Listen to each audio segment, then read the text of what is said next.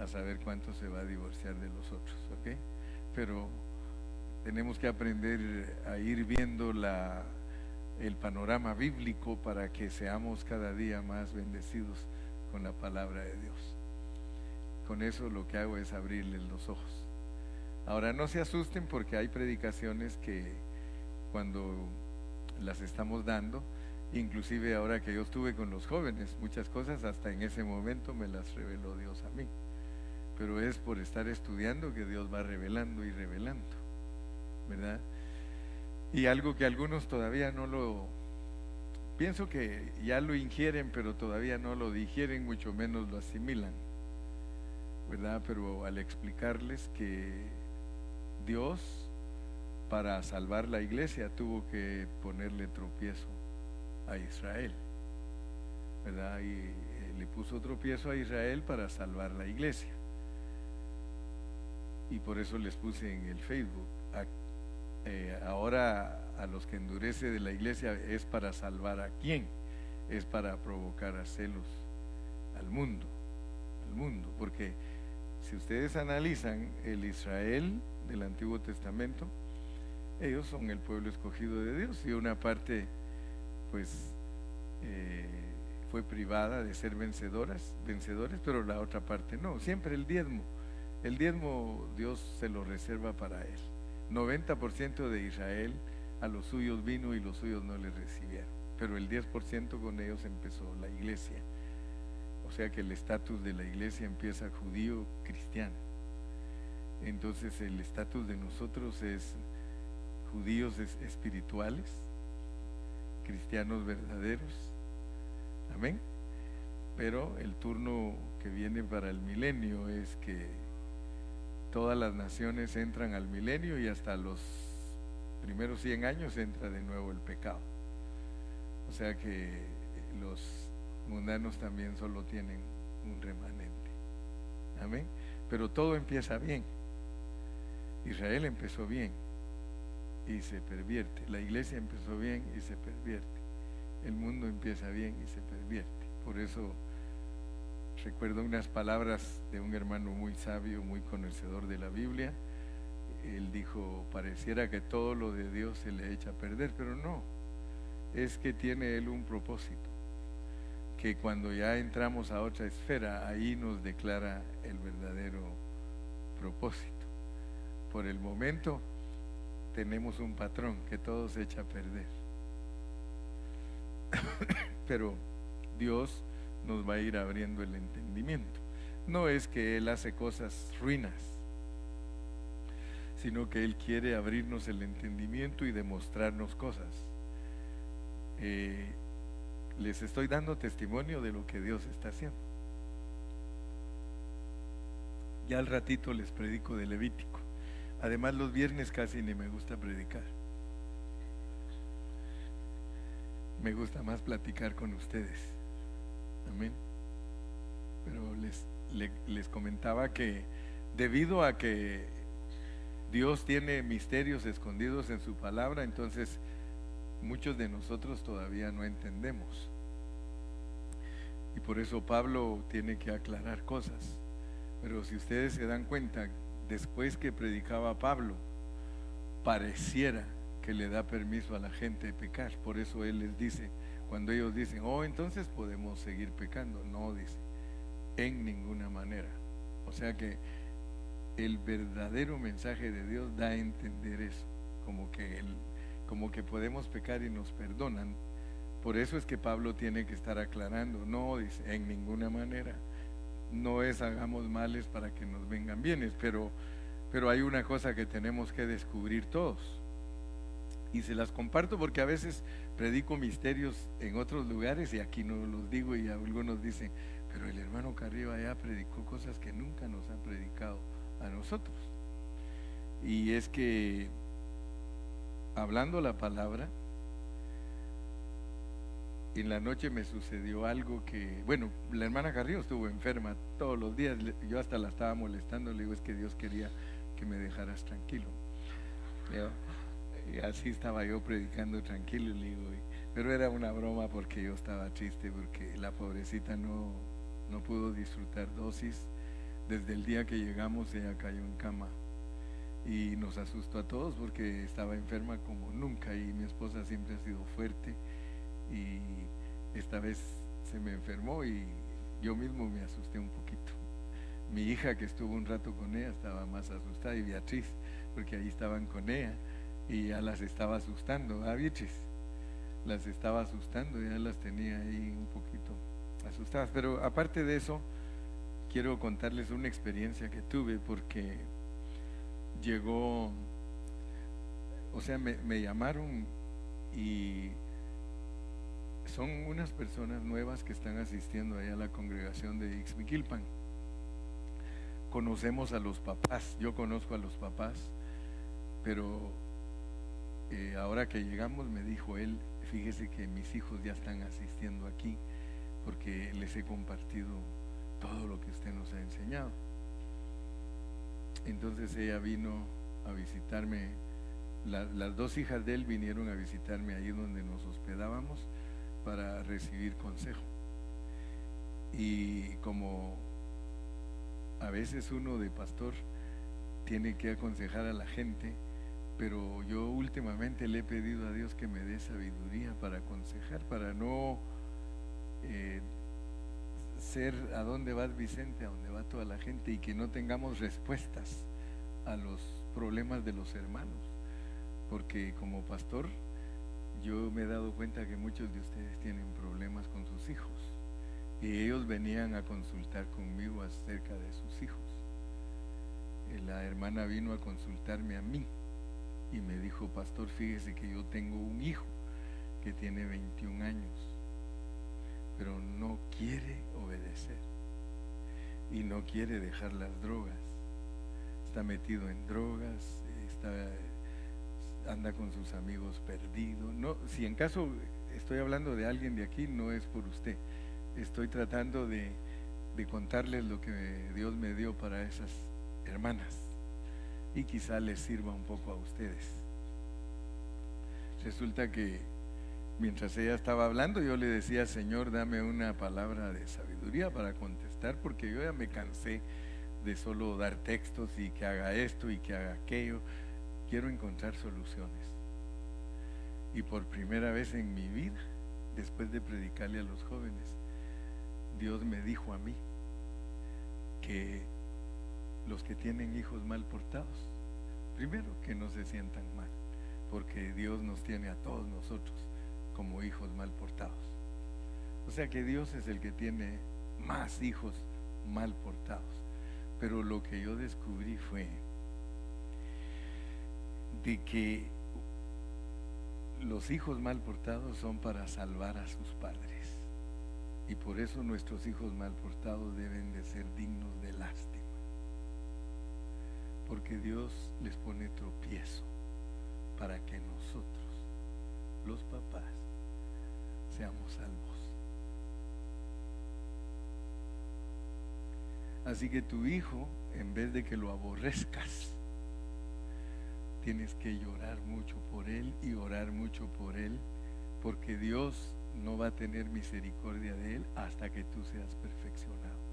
Yo soy un Dios fuerte y celoso que visito la maldad de los hijos sobre los padres, desde la primera, segunda y tercera y cuarta generación.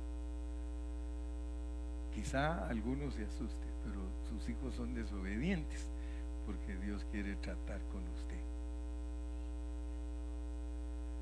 y los hace pecado. Yo aprendí eso, que Dios hizo pecado a Israel para salvar a la iglesia. Por eso les estoy compartiendo esto. Para salvarnos a nosotros, Dios hizo tropezar a Israel. Para salvar a los hijos de ustedes, puede ser que los haga tropezar a sus hijos. Perdón, para salvarlos a ustedes, va a hacer tropezar a sus hijos.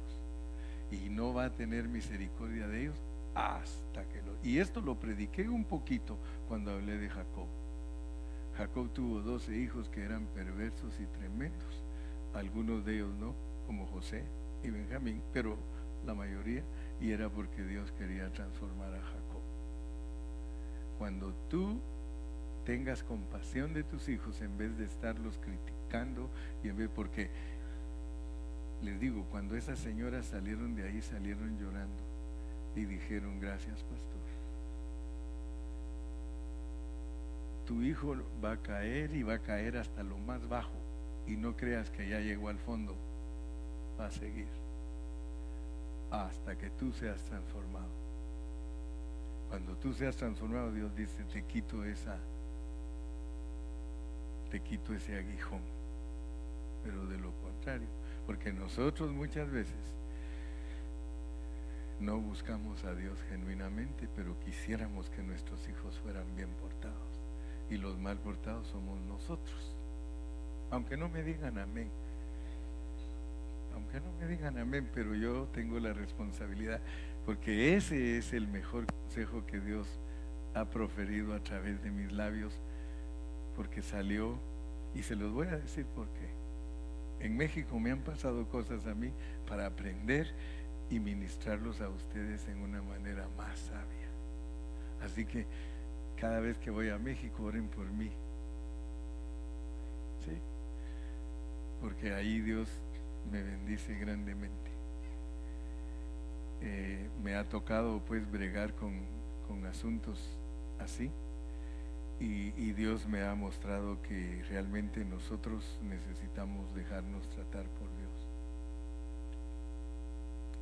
Les decía que en otra oportunidad también me tocó aconsejar a otro, y no digo nombres para no ofender ni nada, pero en México se presentó un caso que el hermano vino bien enojado a hablar conmigo porque su hija resultó embarazada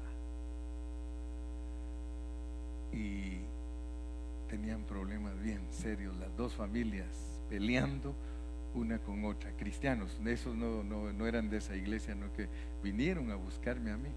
A veces la gente me va a buscar y yo ni soy su pastor, y a veces les digo: disculpe, pero yo no soy su pastor. Sí, pero es que Dios lo usa a usted y queremos saber cómo nos puede ayudar.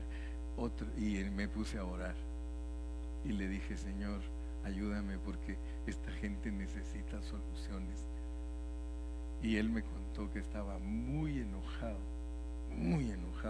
con el muchacho porque le embarazó a su hija. Entonces yo le pregunté, le dije: hermano, ¿usted qué hizo cuando estaba de la edad de ese muchacho? ¿Qué hizo usted? Y me dijo, hermano Carrión, me dijo: yo también embaracé a una muchacha, pero yo soy más malo que porque me dijo, porque se quiere casar con mi hija y quiere honrarla, y está llorando que se la dé, y yo estoy muy enojado. Pero ahora que usted me pregunta, yo soy más malo que él, porque sabe que hice abortar a la muchacha. Y se puso a llorar y dijo: gracias por hacerme ver que yo fui mal. Yo ni le dije nada, él solo se dio cuenta por la palabra que yo le di, y aceptó a su yerno, y ahora anda con sus dos nietas. Ahora ya tiene dos nietitas y las quiere mucho. Pero la realidad es esa, hermanos. No se ofendan ustedes con la palabra que el pastor les da, pero sus hijos son, ahí sí que dicen, de tal palo. Hasta que Dios vea que ustedes están bien entregados a Él genuinamente, les va a quitar el castigo de sus hijos.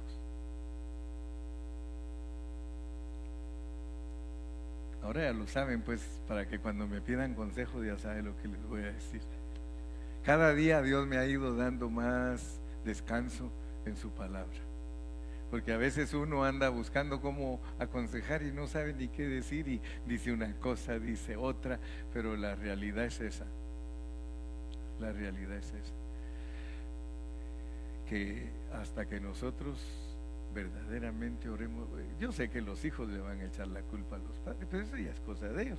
Si alguien se quiere escudar en eso, yo no dije eso, porque cada uno somos responsables ante Dios.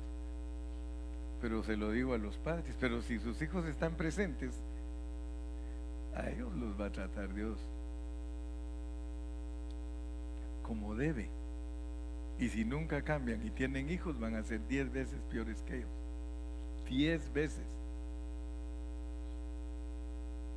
Pero como padres tenemos que tomar nuestra responsabilidad.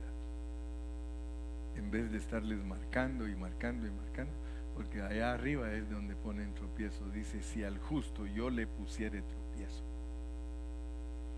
Y la base que uso es que Cristo se hizo pecado por nosotros para salvarnos. No solo hizo a Israel.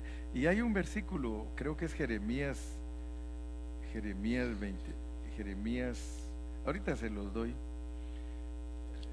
Si buscan en la concordancia la palabra tropiezo,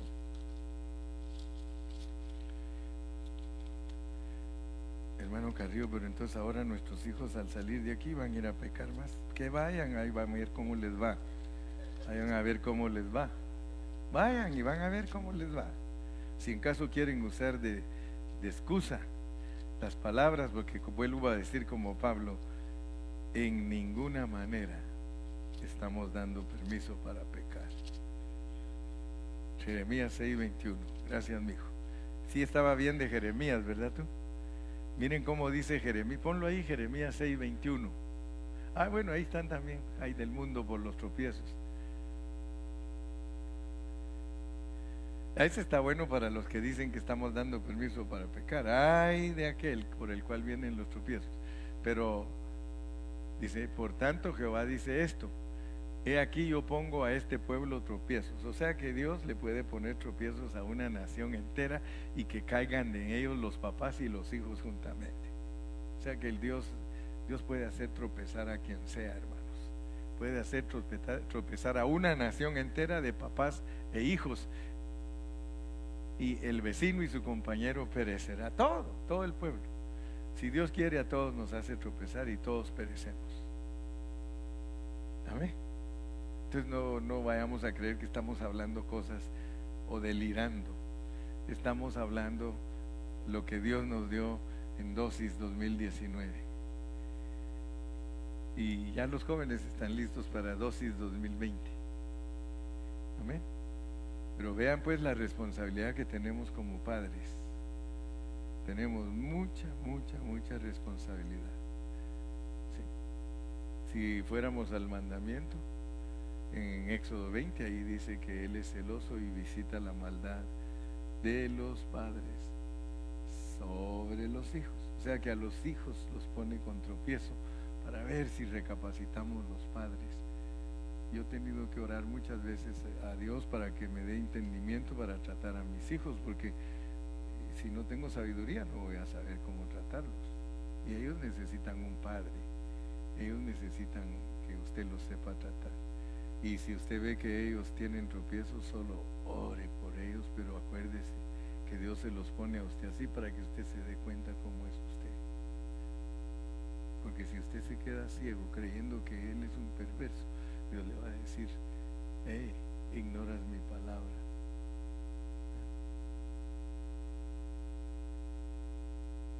O sea que los hijos Dios quiere que sean obedientes y los padres Dios quiere que sean obedientes. Así que Él está buscando un pueblo obediente, pero no se me pongan tristes pues, porque algunos se ponen tristes. Vamos a Levítico para alegrarlos un ratito. Hasta ahorita voy a predicar Levítico y vamos a leer del 1. Ahí está, gracias hermano, dice que guarda misericordia a millares, que perdona la iniquidad, la rebelión y el pecado, y que de ninguna manera, de ningún modo tendrá por inocente al malvado, que visita la iniquidad de los padres, la iniquidad de los padres, la visita sobre sus hijos, o sea que los hace a sus hijos más desobedientes que a ellos. Entonces, no le eches la culpa a tus hijos, toma tu responsabilidad. Y mire, y esa cadena no se corta hasta la 4ª generación. Después de la 4ª generación, el Señor da otra chance y empieza, como quien dice, a cada familia le vuelve a dar una chance. Amén. Levítico 1, versículos del 5 al 17. Entonces degollará el becerro. Acuérdense que ya hemos hablado bastante de estas cosas. Entonces degollará el becerro en la presencia de Jehová, y los sacerdotes hijos de Aarón ofrecerán la sangre y la rociarán alrededor sobre el altar, el cual está a la puerta del tabernáculo de reunión, y desollará el holocausto y lo dividirá en sus piezas. Y los hijos del sacerdote Aarón pondrán fuego sobre el altar y compondrán la leña sobre el fuego. Luego los sacerdotes hijos de Aarón acomodarán las piezas, la cabeza y la grosura de los intestinos sobre la leña que está sobre el fuego que habrá encima del altar, y lavará con agua los intestinos y las piernas, y el sacerdote hará arder todo sobre el altar. Holocausto es ofrenda encendida de olor grato para Jehová. Si su ofrenda para holocausto fuere del rebaño, de las ovejas o de las cabras, macho sin defecto lo ofrecerá, y lo degollará al lado norte del altar delante de Jehová, y los sacerdotes hijos de Aarón rociarán su sangre sobre el altar alrededor. Lo dividirá en sus piezas con su cabeza y la grosura de los intestinos, y el sacerdote las acomodará sobre la leña que está sobre el fuego que habrá encima del altar. Y lavará las entrañas y las piernas con agua, y el sacerdote lo ofrecerá todo y lo hará arder sobre el altar. Holocausto es ofrenda encendida de olor grato para Jehová. Si la ofrenda para Jehová fuere holocausto de aves, presentará su ofrenda de tórtolas o de palominos. Y el sacerdote la ofrecerá sobre el altar, y le quitará la cabeza y hará que arda en el altar, y su sangre será exprimida sobre la pared del altar. Y le quitará el buche y las plumas, lo cual echará junto al altar hacia el oriente, en el lugar de las cenizas, y la henderá por sus alas, pero no la dividirá en dos. Y el sacerdote la hará arder sobre el altar, sobre la leña que estará en el fuego. Holocausto es ofrenda encendida de olor grato para Jehová. Pasemos al 6, 10 y 11. 6, 10 y 11. Y el sacerdote se pondrá su vestidura de lino y vestirá calzoncillos de lino sobre su cuerpo, y cuando el fuego hubiere consumido el holocausto, apartará él las cenizas de sobre el altar y las pondrá junto al altar. Y por último, el 11, sí, y ahora el último, 7, 8. 7, 8.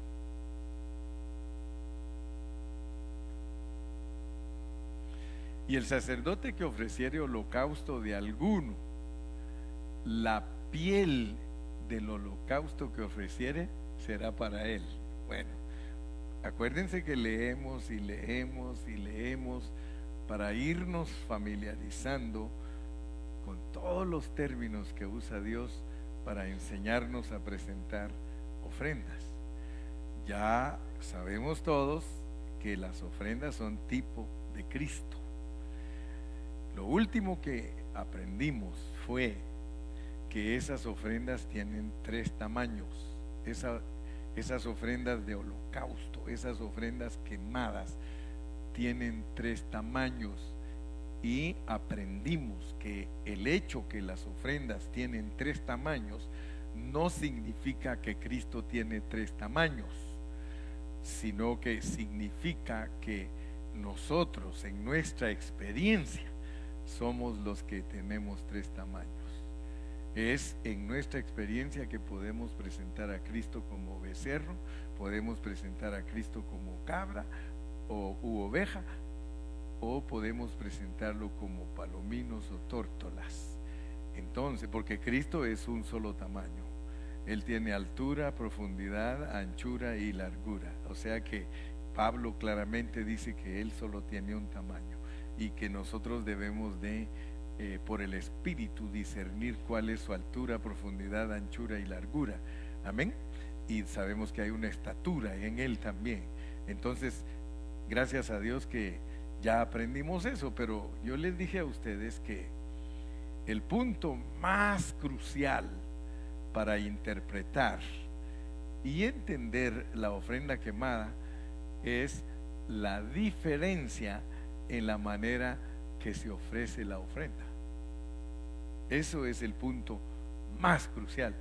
No es el tamaño de la ofrenda, porque el tamaño de la ofrenda ya lo entendimos que es experimentar a Cristo en diferente tamaño, de acuerdo a nuestra disposición.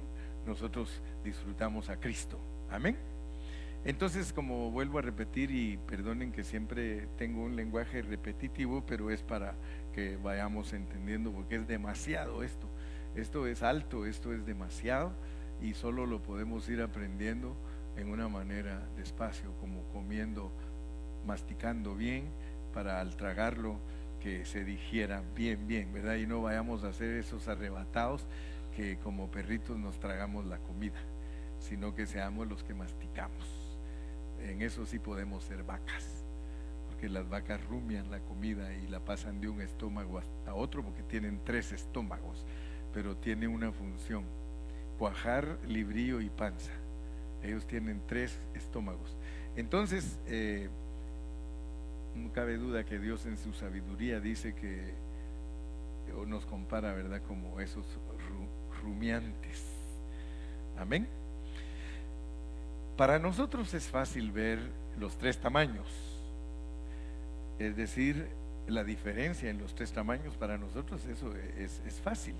Nosotros podemos ver el becerro, ver las ovejas y cabras y las tórtolas, pero no es fácil ver la diferencia en las 3 clases de presentarlas.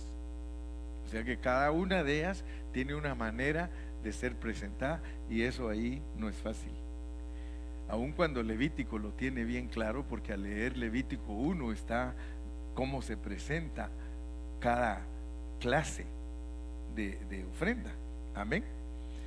Entonces, después de ver la diferencia de la manera de presentar la ofrenda quemada, puede ser que nosotros todavía tengamos dificultad en entender el significado de la diferencia.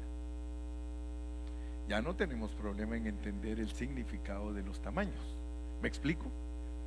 Pero puede ser que después de que nos demos cuenta que se presentan en una manera diferente, puede ser que todavía tengamos problemas de entender. Y para poder entender la ofrenda quemada, debemos de entender que para nosotros es nuestra experiencia de Cristo. Es decir, o sea, es presentar regalos a Dios de Cristo o en Cristo. O sea que Dios sí quiere tus regalos. No vayas a creer que Dios no está interesado en tus regalos. ¿A cuánto les gusta que les den regalos? Amén. Pues Dios también está interesado en tus regalos. Y tus regalos son la manera que tú disfrutas a Cristo o experimentas a Cristo. Por eso hemos repetido y dicho que si alguien no disfruta a Cristo, cuando se reúne no tiene nada que ofrecerle a Dios en lo que respecta a la ofrenda quemada, porque siempre en nuestra reunión sí hay para presentar: bendita sea su misericordia, porque hay veces que tienes que venir a pedir perdón, y estás ahí cantando y solo pidiéndole perdón a Dios, pues estás disfrutando a Cristo como la ofrenda por el pecado. O sea que sí es disfrutable Cristo, pero hay veces que Dios está esperando de ti un crecimiento espiritual. Dios está esperando de ti algo. Yo los noto tristes porque está duro lo que les dije. Es duro porque casi todos tenemos hijos mal portados, y como que les dije que es culpa de ustedes. Pero la realidad es que así lo pone Dios, ¿verdad? Así lo pone Dios, no es invento del hermano Carrillo, ¿verdad, Montes? Sino que es Dios tratando con nosotros. Es que Dios quiere tratar con nosotros porque nos quiere hacer vencedores. Si no hubiera libre albedrío, hermano, entonces se me pondría más difícil a mí entender, porque le compartía al pastor y le digo que Dios pone tropiezo, pero Dios puede quitar el tropiezo cuando nosotros negamos nuestras almas. Amén. Entonces, si no experimentamos a Cristo en nuestro caminar, nosotros no tenemos experiencias de Cristo, entonces la realidad es que nosotros estamos con las manos vacías de esa ofrenda. Cada vez que venimos, pura ofrenda del pecado. Y el Señor espera, ¿y ahora qué traes? Pura del pecado. ¿Y ahora qué traes? De transgresiones. Y el Señor está siempre esperando que en tus manos se vea la ofrenda quemada. ¿Me trajiste algo para holocausto? Porque resulta que la ofrenda de holocausto representa la satisfacción de Dios. Porque dice que ofrenda encendida de olor grato para Jehová. Y ya estudiamos que en hebreo la palabra ofrenda, esa quemada, es regalo. Por eso es que explicamos que nosotros no podemos ser esa ofrenda. Solo Cristo puede ser esa ofrenda. Por eso nos dicen que le pongamos la mano sobre la cabeza para hacernos uno con Él. Esa es una experiencia que solo Cristo la tiene, de agradar al Padre. Este es mi Hijo amado, en el cual yo tengo complacencia. Pero cuando tú pones las manos sobre esa ofrenda, significa que tú tienes que hacerte uno con Cristo y ser el que agrada a Dios para que tengas experiencia de esa ofrenda. Me explico, ¿verdad? Creo que sí. Muy bien, el punto aquí es que si no experimentamos a Cristo en nuestro caminar diario, nosotros no podemos ofrecer a Cristo como el holocausto. Tus victorias diarias, porque tú tienes que saber cuándo estás siendo victorioso. ¿Aló? Tú tienes que saber si estás teniendo victoria en tu vida cristiana diariamente. Entonces, cuando vienes a la reunión, tienes que decirle: Señor Jesús, aquí te traigo un regalito. Experimenté a Cristo. Amén. Podemos leer Filipenses 3:10. Filipenses 3:10. Después vamos a hablar de por qué el sacerdote, a él le queda la piel.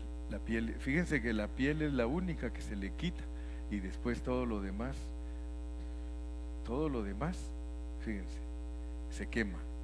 Ahora, como gracias a Dios que Dios nos da sabiduría para entender qué quiere decir que de esa ofrenda nos queda la piel.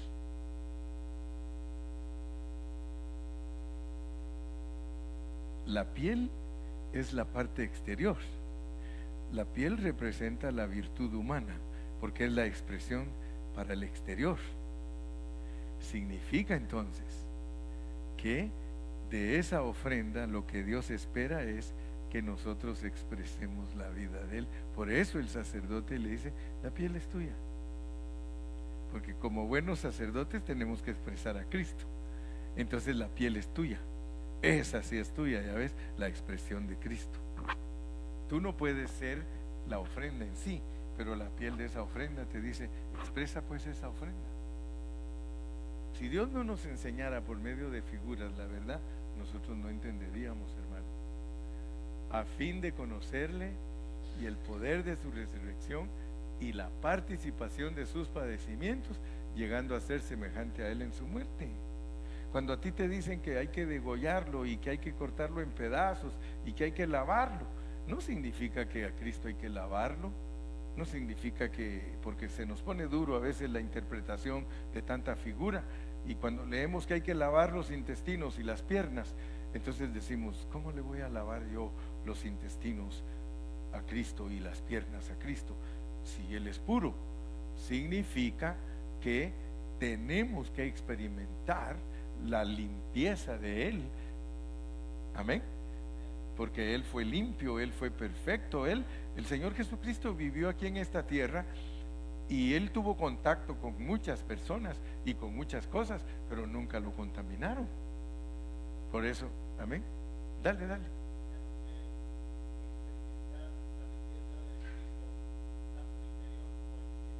Amén. Entonces, al entender que nosotros nos hacemos uno con Él, entonces eso significa que experimentamos.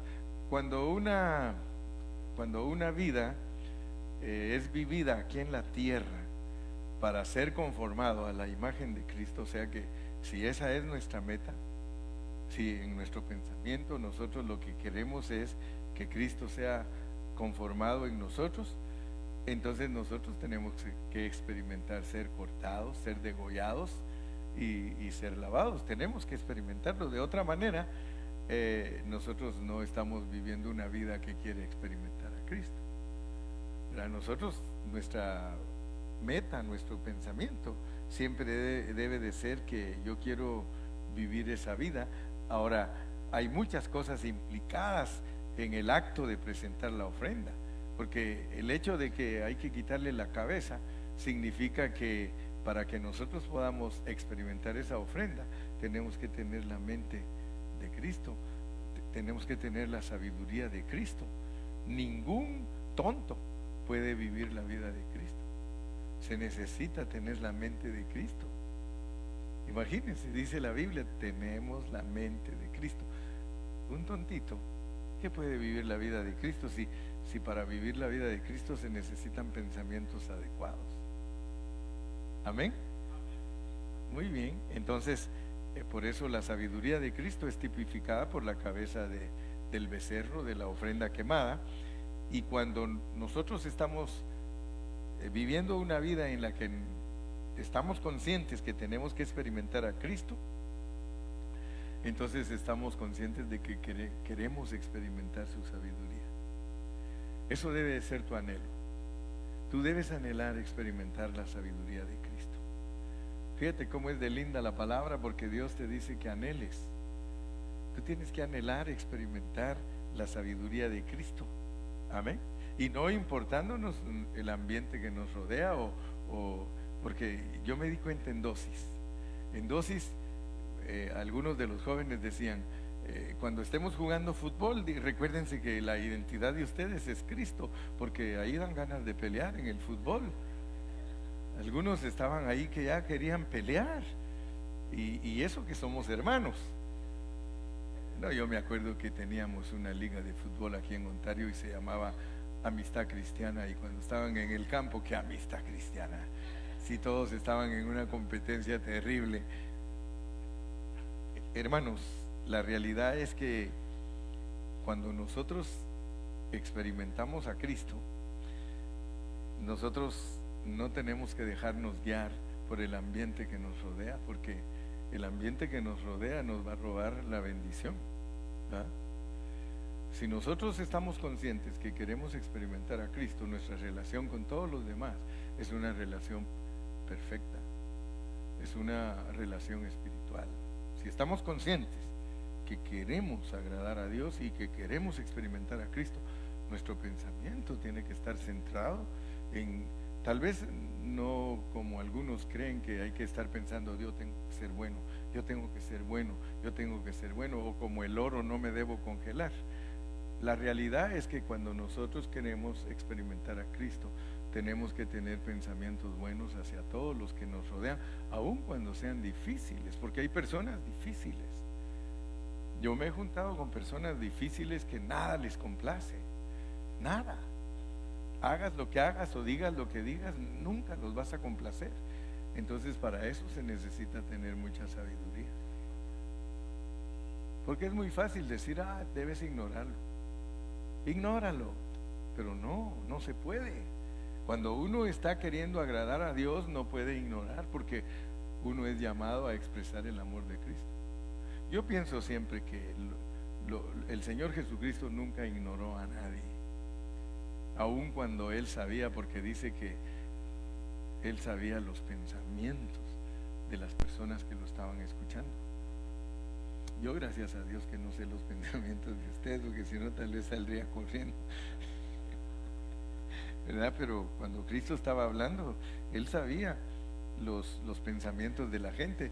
Y nosotros, si queremos verdaderamente ser uno con Cristo y ser cortados y ser desollados y ser lavados, nosotros tenemos que tener una vida muy alta, la de Cristo. Amén. Y créame sinceramente, es bien difícil ver personas tratadas. Es bien difícil encontrar hermanos que estén tratados por Dios. La mayoría de nosotros se nos echa de ver nuestra niñez espiritual. Pero gloria a Dios por aquellos que sí se dejan tratar por Dios. Sabe que cuando alguien se deja tratar por Dios, siempre trata de entender a los demás. Se pone en el lugar de los demás. No se justifica a sí mismo. Porque el asunto es que nosotros nos justificamos a sí mismos.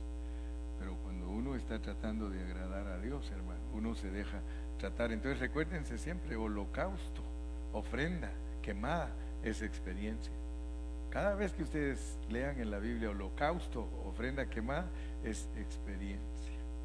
Amén. Estamos aprendiendo ahorita los términos porque queremos ir internándonos hasta que entendamos la diferencia de presentarla. Porque vamos a ir a ese punto, pero todavía nos faltan mensajes. Amén. Tenemos que entender lo que es el agua, lo que es el fuego, lo que es el quemar y lo que son las cenizas. O sea que la forma en que se presenta es más profunda que el tamaño. ¿Aló? Es más profunda que el tamaño.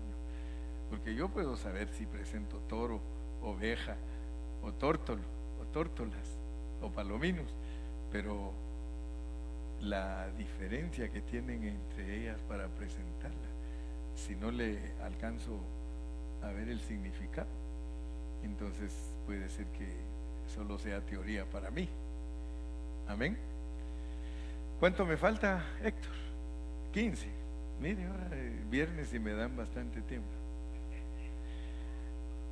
Entonces lo primero que podemos hablar es el agua. Vamos a Levítico 1:9. Levítico 1:9. Lo primerito que podemos ver es el agua. 1:9 y 1:13. Y lavará con agua los intestinos y las piernas, y el sacerdote hará arder todo sobre el altar. Holocausto es ofrenda encendida de olor grato para Jehová. Y leamos el versículo 13. Y lavará las entrañas y las piernas con agua, y el sacerdote lo ofrecerá todo y lo hará arder sobre el altar. Holocausto es ofrenda encendida de olor grato para Jehová. Cada vez que leemos del holocausto, ofrenda encendida, olor grato, ofrenda encendida, olor grato, o sea que es para satisfacer a Dios. Ahora, ¿qué es el agua? Podemos leer Juan 7, 38, 39. Juan 7, 38, 39. En el último y gran día de la fiesta, el que cree en mí, como dice la Escritura, de su interior correrán ríos de agua viva. Esto dijo del Espíritu que habían de recibir los que creyesen en él, pues aún no había venido el Espíritu Santo porque Jesús no había sido aún glorificado. Pero el punto es que el agua significa el Espíritu de vida. Entonces, cuando el Señor vivió aquí en la tierra, ese Espíritu de vida, que es el Espíritu Santo, continuamente lo guardó de cualquier contaminación. Nunca se contaminó con nada de lo que tuvo contacto. El Espíritu Santo dentro de él lo guardó limpio, y eso es lo que él quiere con nosotros. Él quiere guardarnos limpios, de acuerdo a esto que leímos ahí en Levítico 1:9 y el 13. El que ofrecía la ofrenda, el ofrendador, debía de lavar las partes internas y las piernas de la ofrenda con agua. Eso, vuelvo a repetir, no significa que Cristo necesita ser lavado por los que ofrecen la ofrenda quemada, que es experiencia, no es lavar a Cristo. Todo lo de la ofrenda quemada es experiencia de lavado. nosotros tenemos que experimentar el lavado interno y el lavado de nuestro caminar, ¿verdad? Tenemos que experimentarlo. Gracias a Dios que su palabra es clara. Entonces, como me quedan unos minutitos, quiero nada más así rápido tocar el agua, el fuego, el quemar y las cenizas. El fuego significa el Espíritu de Dios. Amén. Hay un número de versículos que hablan del fuego. Si leemos ahí, podemos leer en Levítico 1, 7, 8, 9, 7, 8, 9, 12, 13, 17, 7, 8, 9. Vamos a, ese también está, pero regresemos al 7 y al 8. Y los hijos del sacerdote Aarón pondrán fuego, verso 8, y sobre la leña el fuego. Y aquí está otra vez, sobre el fuego, el 9, que ya lo habíamos leído, sobre el fuego, holocausto, ofrenda encendida de olor grato a Jehová. Luego tenemos también el 12, 13 y 17. 12, 13 y 17. 12 lo dividirá en sus piezas con su cabeza y lo pondrá sobre la leña que está sobre el fuego. Y el 13, y lavará las entrañas y lo hará arder sobre el altar. Lo hará arder sobre el altar. Por tanto, tenemos una y otra vez que el fuego significa la santidad de Dios. Acuérdense, el fuego es la santidad de Dios, y eso lo prueba Hebreos 12:29. Con eso vamos a terminar hoy. Solo hablamos un poquito del agua y el fuego. En el próximo mensaje vamos a volver a hablar agua, fuego. Luego también vamos a hablar de el quemar y las cenizas, porque nuestro Dios es fuego consumidor. Piensen un momentito y con esto terminamos. Dios es fuego consumidor ¿de qué? De ofrendas. O sea que lo que usted le presenta, Él lo prueba con fuego. Si es bueno, se quema. Si Dios se agrada, se quema. No vayan a confundir el fuego cuando prueban el heno, madera y hojarasca. Eso está bajo otro contexto. El contexto de las ofrendas, el fuego consumidor de las ofrendas, es Dios demostrando su satisfacción. Si ustedes se recuerdan, en el día de Pentecostés, los 120 tenían una lengüita de fuego sobre la cabeza todos. ¿Qué sucedió en el cielo cuando ellos estaban reunidos? Dios aceptó el holocausto, y el haberlo aceptado allá arriba les mostró por medio del fuego que Él había aceptado la ofrenda, porque cuando Dios envía fuego es porque ha aceptado. Elías tuvo que presentar un sacrificio, hizo la zanja y hasta le echó agua para asegurarse que el sacrificio era aceptado, y dice que el fuego no solamente consumió el agua, sino que quemó toda la carne. Entonces nunca se les olvide que el Señor, como agua, es el Espíritu Santo que nos mantiene limpios, y el Señor, como el fuego, es el que prueba si somos para satisfacción de Él, porque nuestro Dios es fuego consumidor. Padre Celestial, gracias porque estamos apenas entendiendo poquito a poco, Señor, lo que es presentarte el holocausto. Ayúdanos a ver que no solamente hay un tamaño de ofrenda como holocausto, sino que hay una manera de presentarlo. Tú nos revelas si tenemos experiencias de toro, si tenemos experiencias de oveja o si tenemos experiencias de palomino. Pero aparte de eso, tú quieres que entendamos que esas experiencias tienen una manera de ser presentadas. Señor, sea de toro, sea de tórtolas o sea de oveja, tú quieres que entendamos cómo se presentan, porque nos vas a dar los detalles para que veamos que al presentar el toro con sus características, ¿qué es lo que tenemos que disfrutar de Cristo?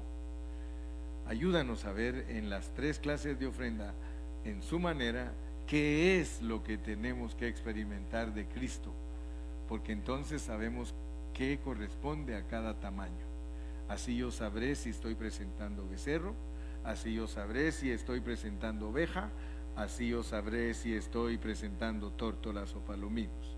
Gracias por todos mis hermanos, te pido que los bendigas y que en la próxima reunión sigamos siendo los que comen palabra tuya. En el nombre de Cristo Jesús te lo agradecemos todo. Amén y amén. Y el pueblo de Dios dice, denle